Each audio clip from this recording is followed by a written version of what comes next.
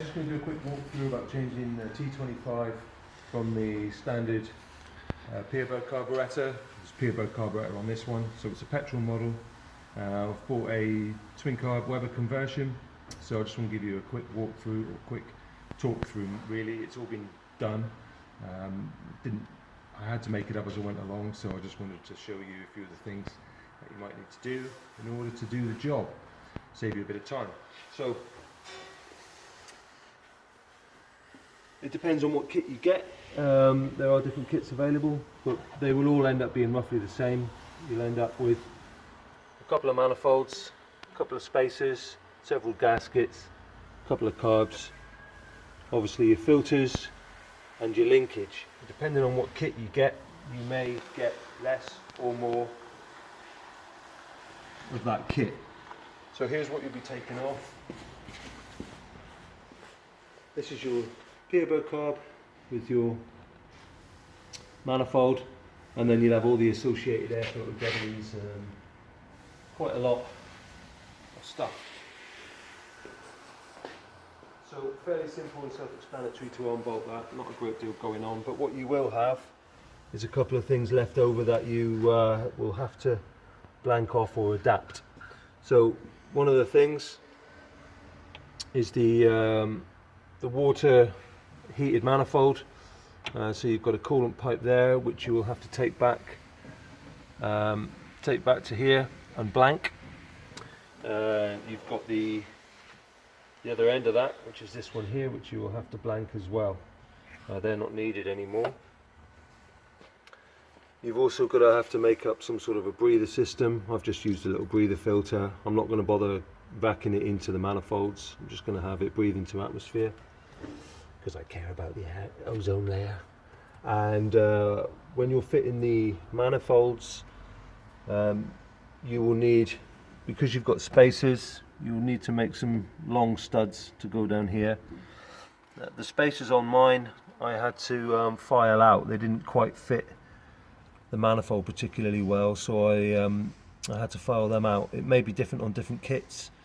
But be aware that when you offer it up, you need to check those spacers match the manifolds.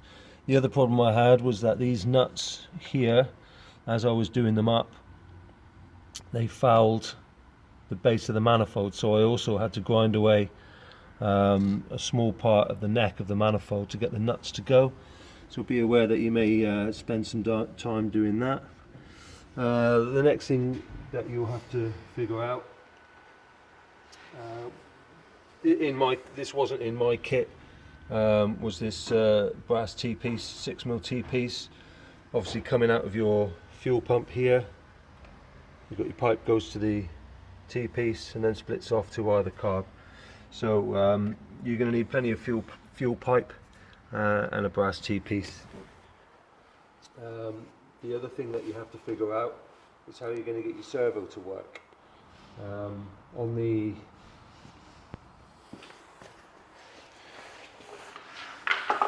standard setup, you've got a vacuum takeoff here for your servo, and on here the provision you get is a couple of drilled and threaded holes which go at the base of the carbs. You've got one here on this carb, and you got, or it's on the manifold, and you've got another one just there on that manifold. Now they're only about 6mm, so you're going to want to use both of those to give yourselves a sufficient draw for the servo. So you're going to have to make up a pipe with the T-piece that will come across, link up to both of these vacuums, and then come up and join your servo pipe. So that's something else you'll have to bear in mind. Everything else works fairly easily. Your vacuum advance comes in, and there's a nice provision on the bottom of the carb. You can use either carb. This one here has got the same, so you'll have to blank it off. I've used a, you can't see very well, but I've used a leak off end stop on that one just to blank it off, which worked well. And then the other bit you've got to do is set up the linkage. So here's your throttle cable coming in. it's going to be fairly easy to make a bracket that will fit there, and that's what I'm going to do. I'm just going to make a bracket which will fit up here, and then it will hold my throttle cable. So I'll be putting it about here somewhere, and it will hold my throttle cable, and that then will work my throttle quite happily.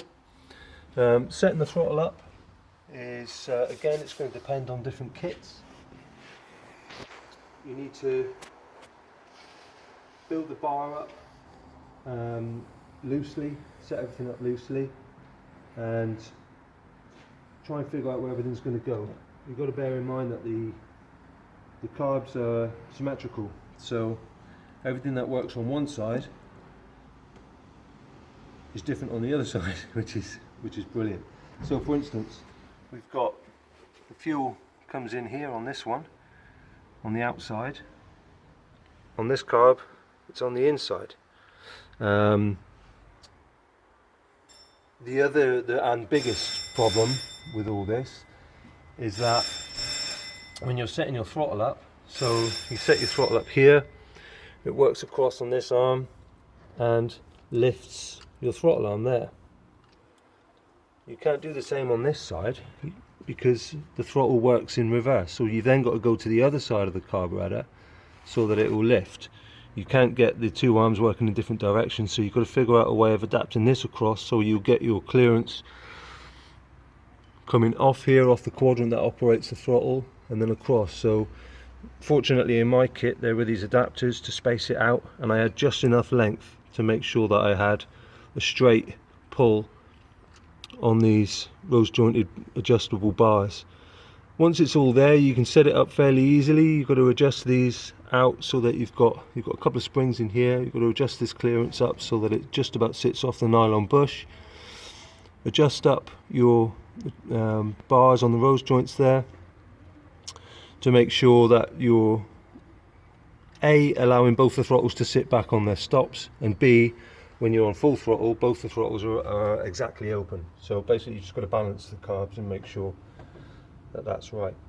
But that's all fairly self-explanatory, and once you've done that, you're good to go. Hope it helps.